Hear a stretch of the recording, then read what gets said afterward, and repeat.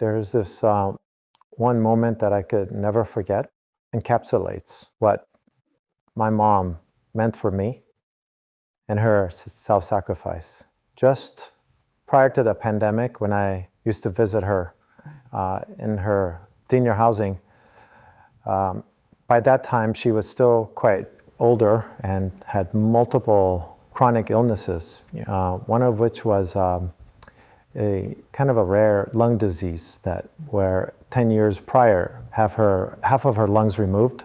So this was just before the pandemic, and even then she was extremely cautious because she was a nurse. And I remember just before the pandemic, I had visited her, and I tried to help her out as much as I can, but I wound up catching a cold while I was helping her.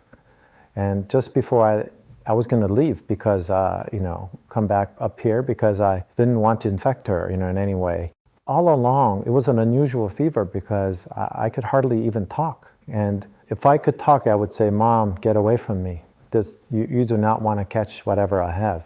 But she was fearless, but she insisted that I stay. And with her frail body, she just picked up the basin, brought it next to my head, wet the cloth, and started tenderly taking care of me and wiping my sweat, and basically nursing me at that old age and with her frail body. And I was nursed back to health. And I'm also happy to say that she did survive the pandemic alone mostly. And during the last year, we had a chance to visit more frequently. And of course, before as much as I could, but we were separate physically by distance. But she fought to the end. I can never forget the love that was demonstrated by her determination to nurse me back to health.